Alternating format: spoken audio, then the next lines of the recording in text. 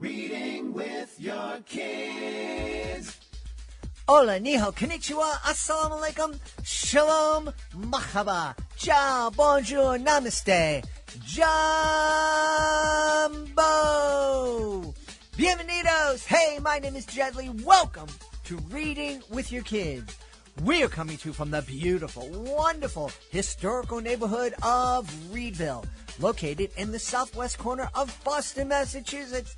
We're so very honored and absolutely delighted that you're joining us in our mission to help all families grow closer through reading. We do that by sharing fun, thoughtful, and thought-provoking conversations with fascinating people who just happen to be writing books for kids of all ages.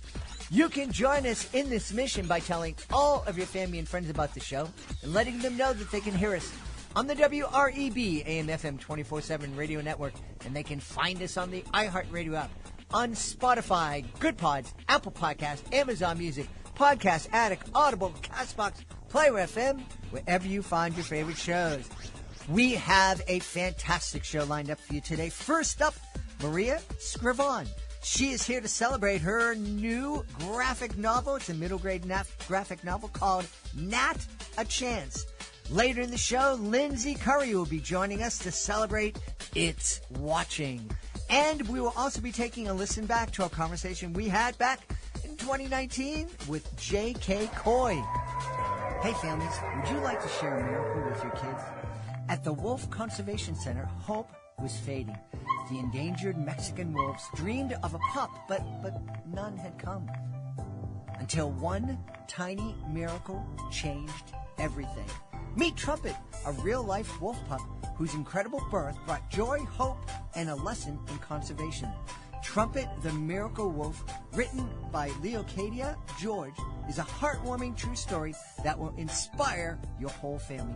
Teach your kids the power of hope, love, and protecting endangered species. Get your copy today and join the wild adventure. This episode of Reading with Your Kids is brought to you by We're Going to the Dinosaur Forest, written by Marie Nichols. Marie Nichols was recently on my Connecticut Book Festival's podcast, and what a delightful woman. One of the things she said really struck home with me. She said, parents nurture with care, siblings are taught to share, but grandparents embrace the dares. We're Going to the Dinosaur Forest is a colorful, fun-filled book where this grandmother dares to embark on a wild journey with her grandson into the dinosaur forest. It's available on Amazon. It's also available on bookshop.org. You and your kids and you and your grandkids are going to love this book. It's We're Going to the Dinosaur Forest, written by Marie Nichols. This episode of Reading with Your Kids is brought to you by Woofy and the Dinosaur Adventures, delightful children's book written by Helen Rogerson. Woofy awakens suddenly to a feeling that his friend Bun needs him. When he arrives at the place his nose leads him, Woofy is confused and doesn't find Bun right away. Then a shout from above leads to an amazing experience as he puts his paleontology skills to work. Together, he, Bun, and a cat that hangs around the site wrap up a wonderful adventure involving a T-Rex skull and a very cool twist of an ending.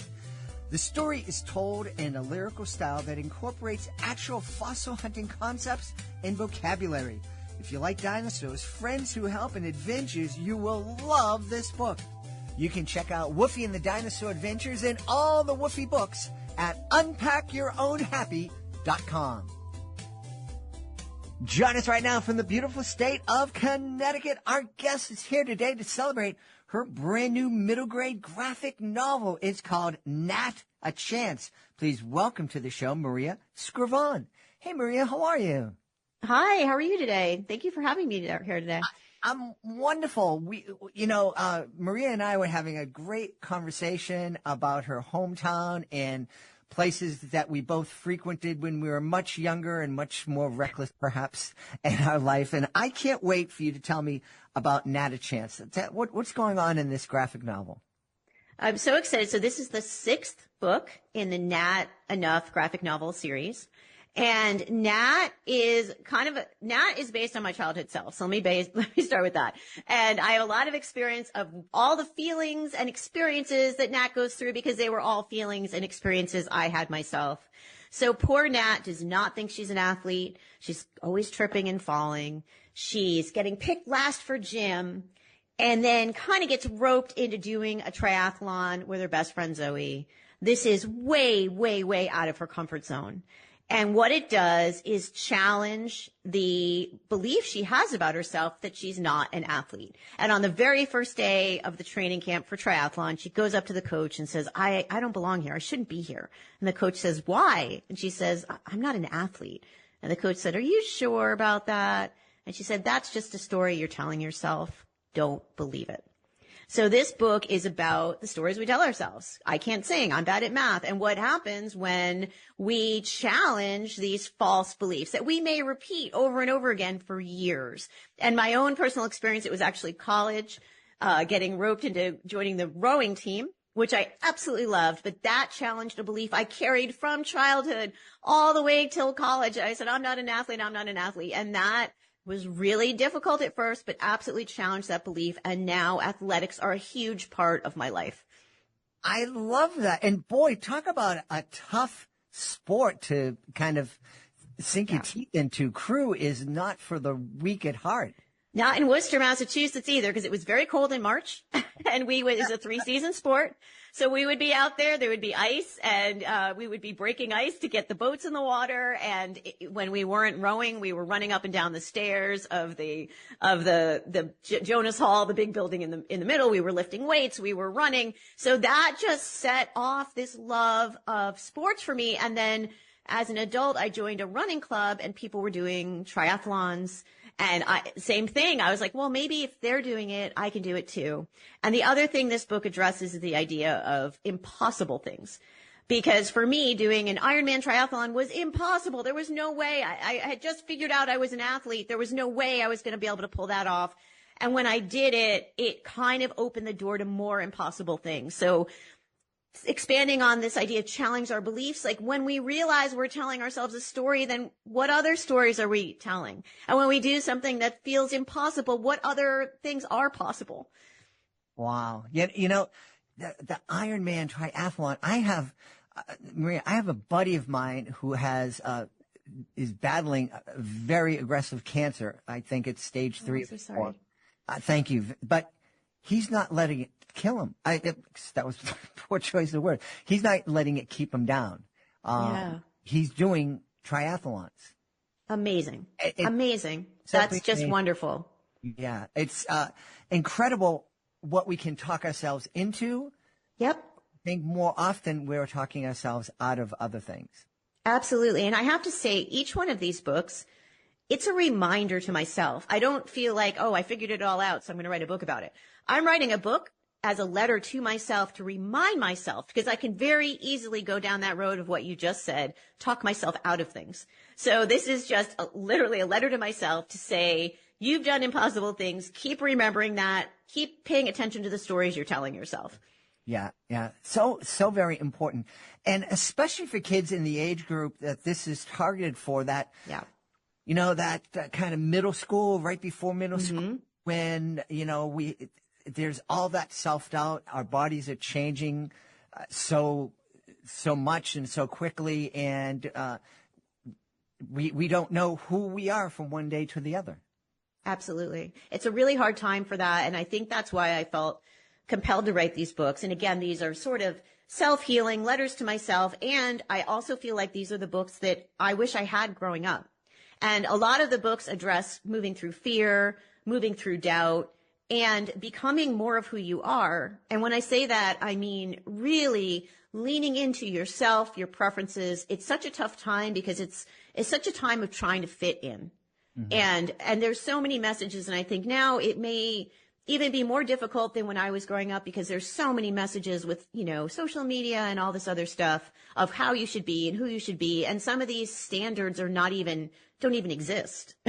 Forget unrealistic. Some of them don't even exist. So I think it's a time where I'm hoping that, you know, kids feel safe in themselves and reading the books. I've gotten that feedback from a lot of kids and parents that they read the books when they feel sad and alone, that there's a comfort in Natalie. And I think that's something so wonderful about the format of graphic novels, and able to see her face and see her expressions and know that they're not alone in their feelings. And I think that's, in that time especially, it's such a time of thinking you are the only one having this feeling. You're the only person in the world possibly going through this. So to see a character go through what they're going through, I think is really impactful. Yeah. Yeah.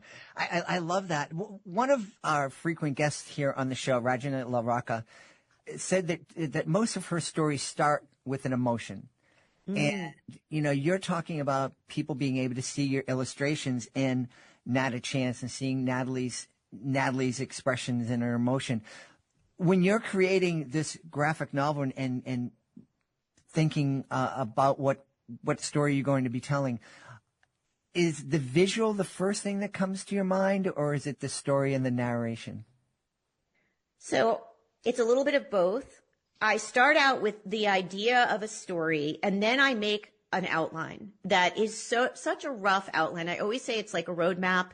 If you and I were going on a road trip to California, we know where we're going, but we have no idea all the fun stuff we're going to see along the way. And it's always fascinating to me how different the end book looks from the outline.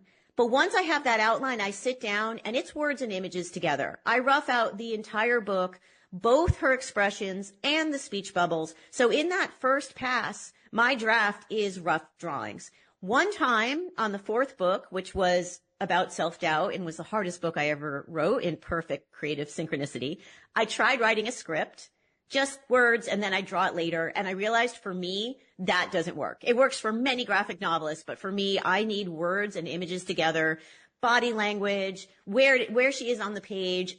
I start adding in the humor at that point, because all of these books, although tackling heavy emotions, are also filled with humor. That's my way to process, and that's my way to communicate. So it's really a little bit of both for me. It's kind of words and images together. Yeah. Is it difficult sharing these parts of yourself, both with words and the added image? In the beginning, it was because I was really kind of digging deep into these feelings that at the time were really hard. And I would say in middle school, none of this was funny. There was nothing funny about anything. I talk about changing in the locker room in this book, and I make it funny because now I can process it through the lens of humor. It was not funny at the time. Getting picked last for gym, not funny. Tripping and falling on my face all the time, not funny.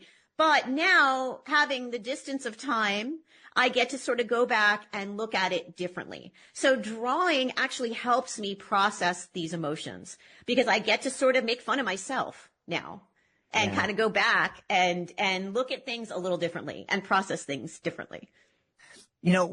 Here at Reading with Your Kids, we're encouraging families to continue to read with their kids after their kids become independent readers and have conversations. And I'm thinking that one of the things that I would hope a parent would get when they're reading or co-reading Not a Chance together with their kids is maybe reflect back and think, am I telling my kids that they can't do something?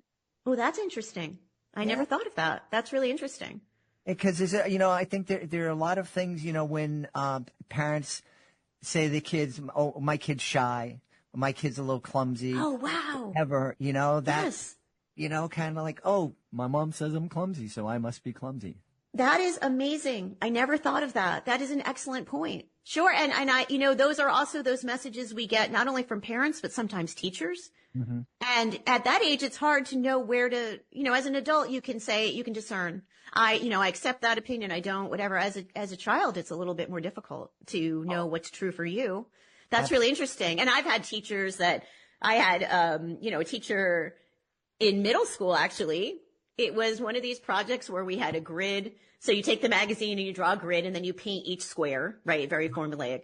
It was snowing out and beautiful. So I was like, I'm going to paint the snow. And he's like, because I wasn't following the rules, he said, you'll never be an artist. you will never be an artist.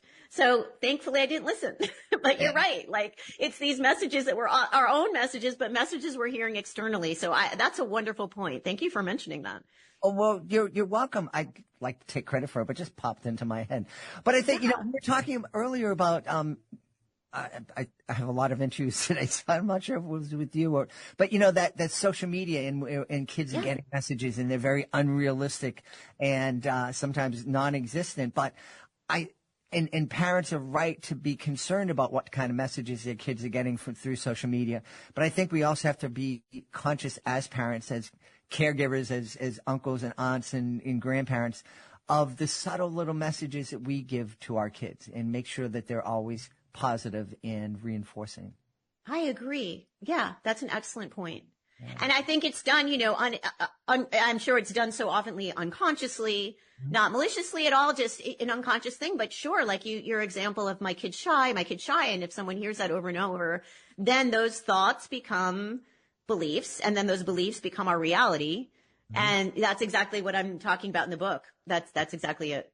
Yeah. Now, you are, in addition to creating this graphic novel series where you're telling stories with hundreds of words and probably hundreds of images, you also do a daily comic where you're telling stories with just a few words and one image. That's very, very different. How easy or hard is it for you to kind of go from one to the other? Well, it is different. And I had the daily comic syndicated in newspapers across the country for 10 years. I now am doing it 3 days a week instead of 7 days a week, as I'm starting to work on a different series along with the Nat series. And what was really amazing about the single panel is that it really taught me to have an economy of word, an economy of line to get across an entire scene in one panel. And I remember when I first started the graphic novel, it was a huge stretch because I was used to a single panel. And I was talking to a friend of mine and I said, oh, this is so different than what I'm used to. And she said, you're able to tell an entire story in one panel. Now you have an entire page. So it was really a fun transition for me to go to only have one scene, to have create an entire world with a bunch of scenes. And the other amazing thing about having the daily deadline for over a decade was it really taught me to look at life through the lens of humor, because no matter what was going on in my life, I had a deadline. So even when I didn't feel like it, even when, things were upside down, anything. So that skill set went over to the graphic novels, and I was able to look at childhood through the lens of humor, middle school through the lens of humor. So it was really like this incredible, just boot camp of writing and drawing and producing, on a massive level every single day. So they both go hand in hand. And then I don't find it's a hard transition if I'm working on the book and then stop to draw a comic. It's just sort of a slightly different mindset. So, okay. Yeah. You were mentioning earlier that you had that middle grade teacher who told you you'd never be an artist because you weren't following the rules. I am much older than you, but I believe you were probably coming up in that age where, there was a belief that women couldn't be funny. You didn't have a lot of women stand-ups, and I don't know if there were a lot of women comic book creators at that time, but there certainly was a perception that women aren't funny or can't be funny. Did you run into that? And if you did, how did you deal with that? I personally haven't, and that's one thing that drives me bonkers whenever they have like a women in cartooning panel. I understand why they're doing it. They're trying to say, look, there's also women in cartooning, but I've only ever seen myself as a cartoonist. I'm not thinking I'm a female cartoonist. I'm just a cartoonist. So I just tell my stories and I tell what I think is funny, and they seem to get a good reaction. So I don't believe in that at all. I don't believe in the old rules. And I'm glad there are so many more women now than there ever have been in cartooning. And I'm glad for that. But I'd like us all just to be known as cartoonists. Yeah, absolutely. I had a very interesting, there was 1 week a few years back where I interviewed a number of different graphic novel artists and creators. And one of them came out and I was asking her about the inspiration for her character. And she said, well, I decided to draw it very, very simply because I knew I was going to have to draw the character 100, 150 times for this book, and I didn't want to kill myself. And then the next artist that I spoke to was saying, this is so difficult. I'm doing a graphic novel about ancient Greece, and there's so much detail, and every cartoon takes me so long. Where was your approach in creating that and those illustrations? Stylistically, well, I can tell you that growing up, I was a comic strip person, not really a comic book person. I read the Sunday Funnies start to finish. Start to finish. I devoured every Garfield book that came out. I loved Snoopy and Peanuts. So stylistically, I gravitate toward more of a simple line. I have learned my lesson to not put too many details on my characters in graphic novels, because those are the things that that you're drawing over and over and over again. So make a very conscious choice when I add a detail to a shirt or something like that, because I know it's going to be drawn in over and over. But one thing I know for Nat, because she's drawn a little bit more simply, she's a very accessible character. And many kids have reported that this is the first book they read cover to cover. So I think that because I like, just stylistically, as I said, I love the Sunday Funnies. I like white space. I have a hard time reading things that have a lot of clutter and a lot of stuff going on. So that's what I'm drawn to read. And by creating things that way, I think it makes it easy for kids to read and digest and understand. You were sharing with me earlier that you and I have performed or presented at some of the same schools. Yeah. I'm curious, what does an author visit or an illustrator visit by you look like? Oh, I just love them. And I'm so thrilled to be back in schools. So I have a slideshow presentation, and I talk about my journey into being a cartoonist and how long it took for things to work out, the amazing amount of rejections that I went through to get where I am now. And I share this funny view into my writing process, which is basically a garbage can overflowing with paper. And I talk about how many revisions, how many times I do things, and that none of that is lost time, and that there aren't any mistakes in art or writing. It's all a journey. It's all an experiment. And then I love answering questions. The kids have the most brilliant questions. And I also draw with them and share cartoonist tips and tricks and how I make the characters and break the characters down to a simple recipe of lines and circles and dots, and show that basically any drawing is a series of shapes. Mm-hmm. So I just love it. And I think the kids have the most amazing questions. They're so smart. That's great. I was amazed. We've have a side project that we like to contribute to when we can. We're not as regular with it as possible. It's called Drawing with Your Kids, and we've invited some illustrators to come in and show us how to draw their main character in a book. And the very first artist that we invited, and I'm looking at this video that they sent over, and you draw a triangle here, and you do a circle here, and I'm looking, and I'm like, this is supposed to be a dragon in a library, and I just didn't see it. I was just seeing these shapes, and there was one thing. He drew a line between one shape to another, and then all of a sudden, the dragon appeared. It was like magic. That's cool. Yeah, it is magic. Drawing is magic. Writing is magic, too. And that's what I love about it. Yeah. I never know what's going to show up on the page. I am here along for the ride. I'm always surprised by what happens. It is magic, and I really love it for that. So this is, you mentioned this was I'm trying to count the books, is seventh in the series? This is the sixth. This is the sixth book in the series. Yeah, which started in 2020. So a lot has happened in the last 5 years. Yeah, it has been a very strange 5 years. Yeah. My beautiful wife and I were just talking about, it was 5 years ago this week when the pandemic happened. You're right. That's right. My dad's birthday, actually, which is on Sunday, I think it was the day before shutdown. So yeah, that's right. Yeah. Yeah. So how many books are planned in this series?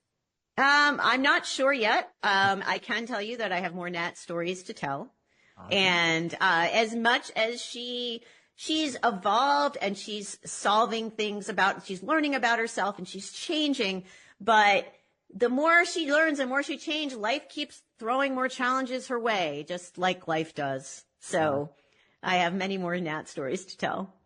Where can we go to find out more about Nat a Chance and find out more about you?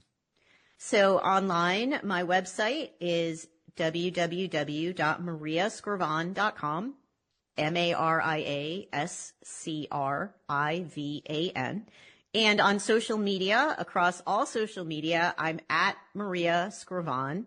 I'm pretty consistently on Instagram. I'm giving Blue Sky a shot now. I'm also on Threads. And yeah, so pretty much across all social media. I know social media keeps changing and evolving as far as what's most popular, but whatever the channel is, I'm now at Maria Scrivan on it. So we've had a great time speaking to the author and illustrator of Nat a Chance. It's a brand new graphic novel from our guest, Maria Scrivan. Maria, thanks so much for being with us. Thank you. This was really fun. I really appreciate it. Hey, my friends. Would you like to bring a little warmth and magic into your home? Let me introduce you to Welsh Mountain Candles, hand-poured on a working Amish farm in Lancaster County. These all-natural, toxin-free candles are made from palm wax with a stunning crystallized glow, rich coconut apricot wax for a creamy finish, and essential oils for a pure, refreshing scent. Whether you're winding down, setting the mood, or just love a great candle, Welsh Mountain Candles are crafted with care and made to be shared. Visit WelshMountainCandles.com. Use the promo code JED10 for 10% off your order today. Light up your home with Welsh Mountain Candles, where every candle tells a story. Joining us from a hotel room somewhere in the great state of Illinois, our guest is here today to celebrate her middle grade novel. It's called It's Watching. Please welcome to the show, Lindsay Currie. Hey, Lindsay, how are you? I'm great. Thank you so much for hosting me. Delighted to have you on It's Watching. Just hearing the title makes me scared. Good. I mean, that's part of my goal, right? Yeah. Tell us about the book. So It's Watching is a middle grade horror novel. It's kind of loosely inspired by a movie that came out in the early 2000s called The Ring, which featured a terrifying countdown. So in the movie, which, is a little bit too old for my audience, but in the movie, there was a countdown, and if these people didn't figure something out right prior to that countdown ending, they were going to die. Terrifying concept. So I decided to kind of take at least this vibe of a countdown, right? And this kind of terrifying notion that there needs to be something happening here for my main characters to get out of this predicament that they're in and transfer this into a middle grade territory book. So It's Watching is about 3 tweens who actually work on their school newspaper, and they want these coveted editorial positions the next year, but there's a lot of competition for them. And so they figure the best way that they have a shot at getting those positions is to write the best, most popular, wildest article of the year. And they hatch this plan. And the plan is that they're going to sneak into historic and legendary Bachelor's Grove Cemetery, which is in the Chicagoland suburbs. It's actually in a town called Midlothian, Illinois. And they're going to sneak into this graveyard on Halloween night. This should be raising some red flags already. And they want to see if they can find evidence of the most famous ghost legend there, the Lady in White. Because if they can write an article proving whether or not the Lady in White exists or not, then this is going to be a really cool article, and they have a better shot at getting those editorial positions. And they get chased out by security, which is bound to happen. Bachelor's Grove is a real place. You cannot go there after dark. And they think they've kind of survived this, but lost their chances in an article when all 3 of their phones ding with a text at the same time. And it says 2 words, I'm watching. And at that point, very mysterious, scary things happen to these characters because I'm a mean author that way. Well, I know if I were in middle school and I got a text, well, if I got a text in middle school, that would have been a miracle because I'm almost 100. But if I was a middle grader now and got that text, I'm watching, I would freak out.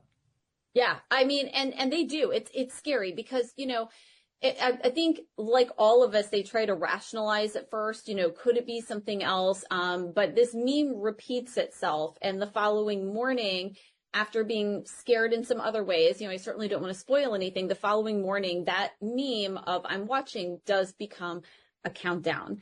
And so my characters have to figure out essentially who is haunting them, what do they want, and they need to do it before this countdown ends so they don't become part of the sinister past of this graveyard forever.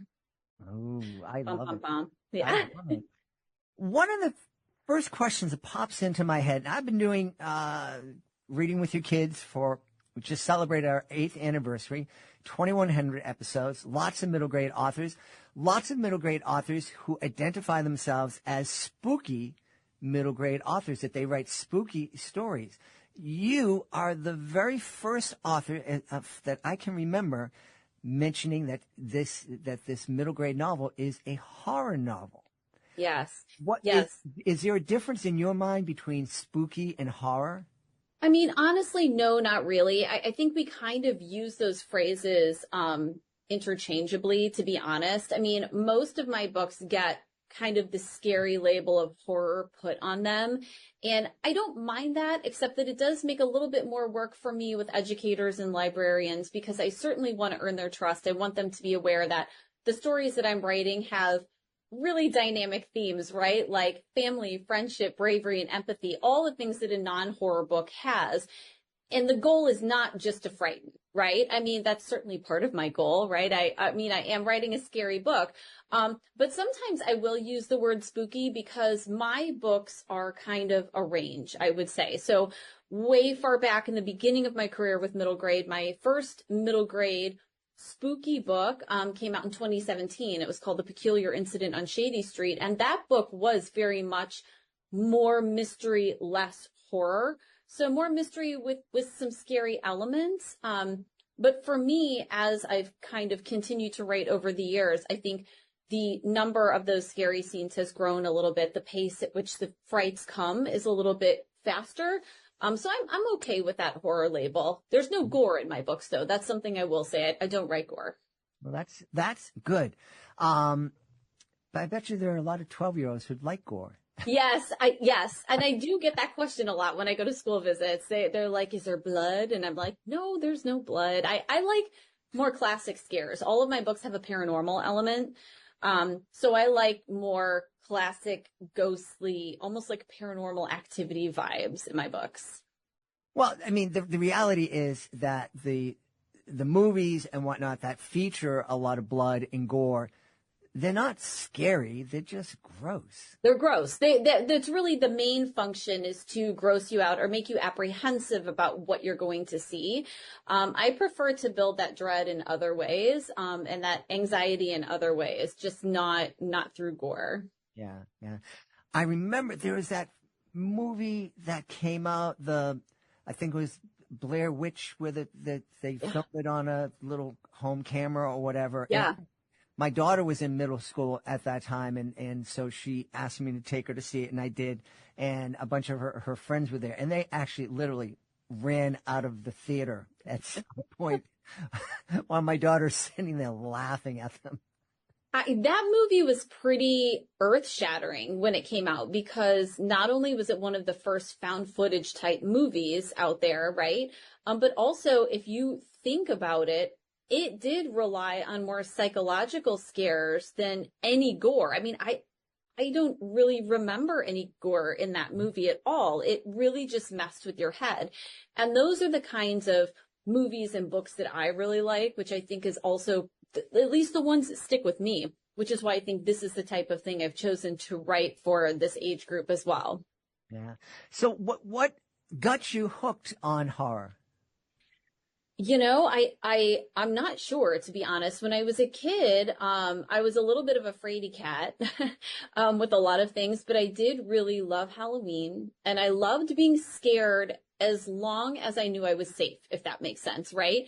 The first book, now, mind you, back when I was a kid, middle grade just was not nearly as amazing as it is now. We didn't have as many options. I feel like we kind of all read Beverly Cleary and Judy Blume, and, there weren't a lot of gateway books, in between those and like adult literature, especially scary ones.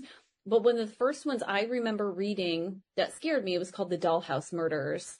And that book was terrifying to fourth or fifth grade Lindsay. But it was also a fun experience because I was reading it in the safety of my room, in my bed. And it was also an experience where, unlike a movie, that's a very, very social thing, and you're often with other people and you're seeing a movie. If a book becomes too much for you, you can close it, and nobody knows. So it's okay. And I'm always telling kids at school visits, you should have boundaries with scary things. I have boundaries and I'm 48, right? So we need to have those boundaries, but a book gives you the opportunity to read until you're not comfortable and then stop. But that book, The Dollhouse Murders, I think gave me that little jolt of adrenaline. And it was so fun. And then I felt kind of, kind of like I had faced a fear when I finished reading the book. Even though none of those things were happening to me, I kind of felt like they were. And I think that hooked me a little bit. Yeah. Interesting. You mentioned boundaries. I was a huge fan of Stephen King and Anne Rice and all those scary horror books. And I was in the middle of an Anne Rice novel when my son was born. And that was amazing. And I remember going back home and picking up the novel to start again. And I said, no, I don't want to go here again, and closed it and didn't listen or read another horror, a book in horror genre until 4 years ago. And I listened to a Stephen King book as I drove cross country. And I said, well, that was okay. But I don't want to go back there. Yeah. It's interesting. And I think this might be another reason that I write the type of horror that I write. I mean, I joke that I think there should be a whole new genre that we call heartwarming horror, because that's kind of what I write. And I know that's not real, but I feel like it should be real.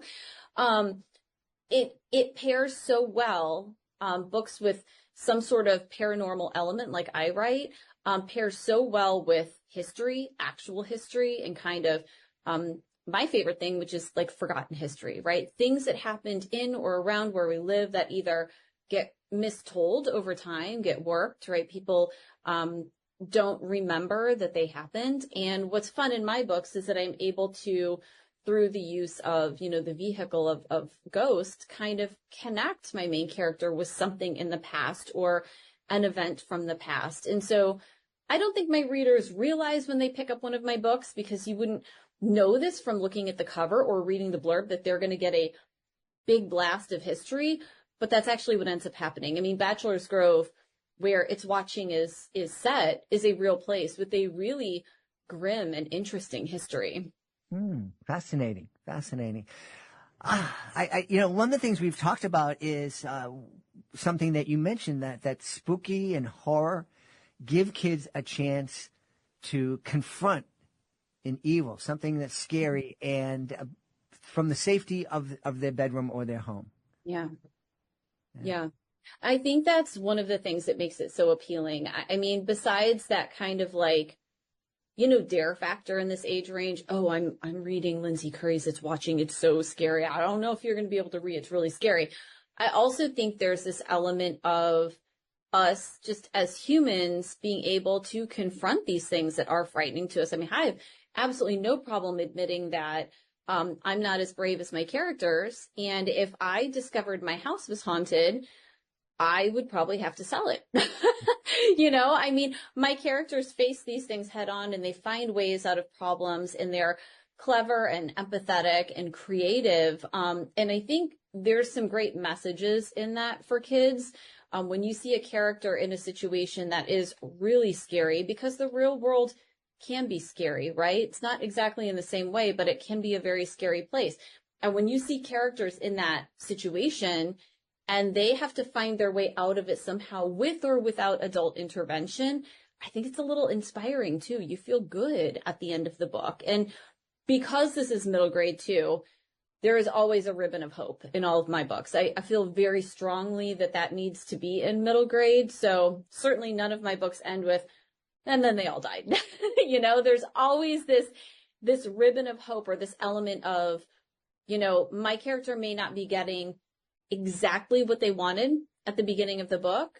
They may not be reaching the exact goal, but they're going to probably get some version of that. And while it may not be perfect, the real world often isn't perfect. Mm-hmm. I think all of these things kind of resonate with kids in this age group. Yeah.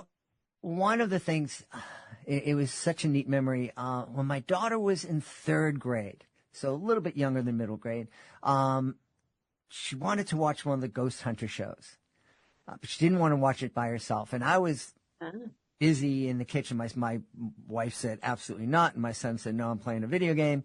And so she came to me and she said, Bob, would you watch this show with me? And I said, sure. And we watched it for the next 5 or 6 years. There you go. And it was just, it was wonderful. And it's probably one of the reasons I started reading with your kids. I'm imagining that It's Watching would be a perfect book to read with your kid. Maybe not out loud, but I think it could be fun out loud, but definitely co-read with your kid and then talk about it. I agree 100%, because there are an awful lot of themes in this book that I think are going to resonate with both age groups and kind of in different ways. I mean, one of the biggest themes in the book really is this notion that to remember the past is a way of honoring it. Because the cemetery featured in this book is abandoned, essentially. No one has been interred there since the 80s, and it's been wildly desecrated. So over the 100 or whatever people are actually buried there, there's really only 20 some headstones remaining because so many of them have been taken. And I feel like it's a very cool thing when you can have a theme like that from an adult standpoint, they can look at and maybe read one way because of life experience. And then our middle graders, they are so clever and so worldly and so motivated to do good in the world that when they get a hold of a theme like that, it really sticks in their brain. And they still are spongy at this age, right? I mean, they have one foot in childhood and one in adulthood, and they're absorbing things, and it's just such a great age range. But yes, I would 100% agree. This would be a great co-read, or read for the family, because again, there's no gore. So, it's a pretty safe read. Yeah. I really encourage families to read with their kids long after they become independent readers and do that co-reading. It's, like I said, brought me so much joy doing it, because when you're reading with your kids, it leads to watching goofy ghost stories with your kids and cooking with your kids and performing with your kids and all those other good things. It's a beautiful, beautiful thing. It's another great bonding experience. It really is. My kids and I read, I think reading aloud was honestly probably one of my favorite things we did when my kids are older now. My kids are 22, 21, and 18, but we read aloud a ton when they were little. And I really do think that that's such a, not only great entertainment, but a very good bonding experience. Yeah, absolutely. You mentioned that kids often ask you, is there any blood? Yeah. You do a lot of school visits, so you get a lot of questions from kids. What's the most interesting or odd or goofy question that you've received over the years? Well, honestly, obviously from this age group, you get a really interesting variety of questions. But one of the questions that I got repeatedly is one that has really strongly influenced the next book that I have releasing with Delacourt, which is called X Marks the Haunt. And that question was, how come none of my main characters are boys? And I find that very interesting because a big chunk of my readership does seem to be boys. And so I would say, I don't know, at school visits and bookstore events, it's probably a solid 50-50 split. And I started thinking about how, no, I don't really feel like for a book to resonate with a boy or a girl, the, main character has to be a boy or a girl. But it really did make me think about writing a story with the main character that's a boy. And so X Marks the Haunt, which is coming out in 2026, does have my first boy main character in it. His name is Will. And I actually really love this because I think this is something that, based on all these school visits, has come up so many times. It's something they want. And we know I'm not going to give him the blood. So I'll give him that boy main character. Well, I want to drop a little seed that might grow in your imagination, because one of the first things I thought of when I read the title, It's Watching, my mind immediately went to they're listening, or it's listening, because I don't know if you've experienced it, but you have a conversation in your home about something, and then you go on Facebook or social media, and then all of a sudden you're seeing all these And it's there. and it's there. I'm like, no, that is not a coincidence. They are listening, and I'm imagining with the leaps in AI that we're taking, and the scary kind of scenarios that are coming out about that, and knowing that our devices are listening to us. That might be. That is a very, for me, a close to home kind of horror concept, because I do get really kind of freaked out about AI and the future of something that seems like it has progressed way too quickly, without maybe the safeguards that there should have been for it. So yeah, I know where you're going with that, and I find it terrifying. I do too. So, wow. Well, you mentioned the next book that's coming out. You have an open invitation to come back on the show from whatever hotel you're at next year when the book comes out, to celebrate that book. In the meantime, we should tell everybody where they can go to find out more about It's Watching and find out more about Lindsay Currie. Absolutely. So my website is my name, lindsaycurrie.com. And on that website, honestly, I think it's kind of one stop for everything. Personally, I don't sell books on my website, but I do provide an awful lot of information on there about all of my titles, including It's Watching, and a little bit more about me and about school visits, and really kind of what, life is like for an author. So if you're interested in any of my titles and you want to just know a little bit more about them, that's probably the easiest and quickest way to go. We've had a really fun time speaking to the author of It's Watching. Our guest has been Lindsay Currie. Hey, Lindsay, thanks so much for being on Reading with Your Kids. Thank you, Jed. Thanks for having me. Before we invite our guest into the studio, I would love to invite you to visit a very special website. It's clownswithoutborders.org. Clownswithoutborders.org. This is a group that I absolutely adore. I am part of Clowns Without Borders, and I had the honor of being part of the 2023 tour of El Salvador. I had so much fun joining with artists from all over the world to bring a smile to people who really needed it and really appreciated it too. And we would love for you to join us as a monthly Joy Maker. The Joy Makers, they're a family of people just like you who love to laugh and make other people feel good. So please take a moment and visit clownswithoutborders.org and consider joining me as a Joy Maker. Joining us on the line right now from Orange County in California, just a little bit south of Los Angeles. Actually, it depends on what time of day, because it could be 2 hours, could be for 15 minutes. Please welcome to the show the author of My Mom is the Worst and Love You to Pieces, Beautiful Monster. Please welcome to the show, J.K. Coy. J.K., how are you? I am doing great. Thanks for having me on. Thank you for being on. I love the titles of your book. They reflect both the beauty and the reality of parenting. That it's really, really fun, but sometimes it's tough. Yeah, exactly. I think you nailed it on the head there, because that's really what parenting is. It's a kind of a beautiful disaster. Whoa, I love that. Parenting is a beautiful disaster. Yeah, and you're right. Maybe that was just my experience, but hopefully I'm talking for a couple other parents out there. I've got a 1 and 3-year-old, so I'm right in it. I think you're talking for every parent that's being honest. Right. And you're right in the middle of it. You have a 1-year-old and a soon-to-be 3-year-old. Yes. So I'm guessing that's part of the inspiration for your books. Yeah, definitely. Love You to Pieces, Beautiful Monster. That one was written when my first daughter, when she was about 4 months old. So that one came to me. I was actually sitting in a gas station parking lot, and she had fallen asleep in the back seat. And I was so happy to have 2 hands free that I grabbed a notebook I had in the car, and I finally put down on paper the story that had been swirling in my head for the last couple months. So that's kind of how things started.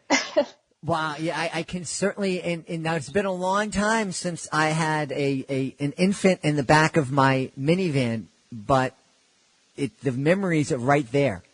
You know, Yeah. I have vivid memories of those babies, and just the fact that, if you have 2 minutes, 15 minutes, a half an hour, wow, that's a bonus of just being able to sit down and breathe and catch up on anything it is that you've been meaning to do. Oh, exactly. I went out to lunch with a friend, and we got done a little early before I had to pick the kids up at daycare. So I'm like, I'm going to step outside and get some work done. And she's like, well, what time do you have to pick them up? And I'm like, in 15 minutes. She's like, what can you get done in 15 minutes? I'm like, a lot. Trust me. I'm like, that is amazing to have 15 minutes, without the kids around. So that is, yeah, we kind of become like superheroes during that time where we can, just compress time and do things and become incredibly resourceful. Yes, you have to. Definitely. Yeah. So, that's kind of the opening line of the book is, every day you make me crazy. I love you to pieces, beautiful monster. And then from there, it kind of takes you on the emotional roller coaster ride with the little one, kind of what it's like to be a day in the life and how, the little one might drive their parents a little crazy, but in the end, of course, we can't help but love them to pieces. And, I have a feeling that while this is, obviously, it's a beautiful children's story and it's beautifully illustrated, but I have a feeling that you also had the parents in mind as an audience for this book as you were writing it.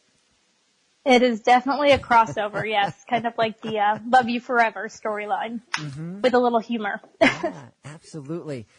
And I love the title of your second book, My Mom is the Worst. That's kind of coming from the infant's perspective of the mom and all the things that mom drives babies crazy with.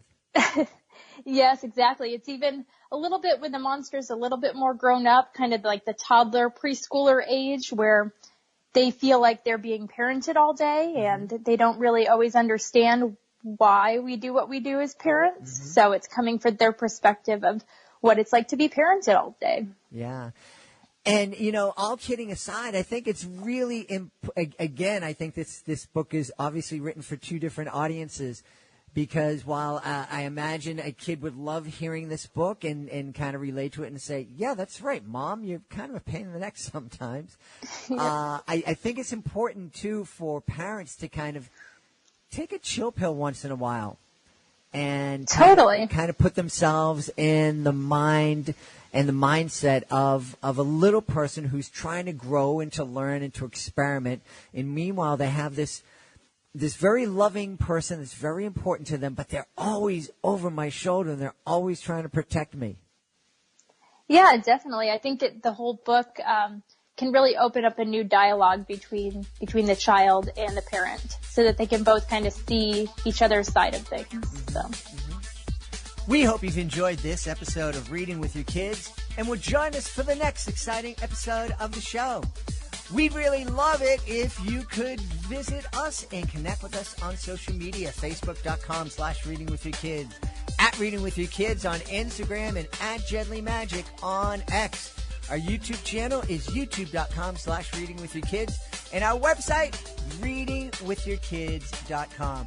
We'd love for you to visit and check out our Certified Great Read Wall of Fame. And if you are an author, please be sure to click the Author's Click Here button up at the top of the page so that you can find out how you can be a guest on Reading with Your Kids. Being a guest is fun, it's easy, it gives you the chance to tell thousands of Kidlit fans all over the world about your fantastic children's book. I want to thank the folks who made today's show so wonderful, starting with our guest, Maria Scrivan. Please be sure to check out Not a Chance. It is the latest in her middle grade graphic novel series. Also want to thank Lindsay Currie. Please be sure to check out her middle grade novel. It's called It's Watching. And I also want to thank J.K. Coy for joining us way back in 2019. I want to thank my amazing team, Fatima Khan, Chris Doherty, Rory Grady. I want to thank my beautiful wife for all the support she gives me. Most of all, we all want to thank you. Thank you so very much for taking the time to join us today. And thank you so very much for taking the time to make the world a better place. And you do that every time you read with your kids. I'll be looking for you in the next episode of Reading with Your Kids.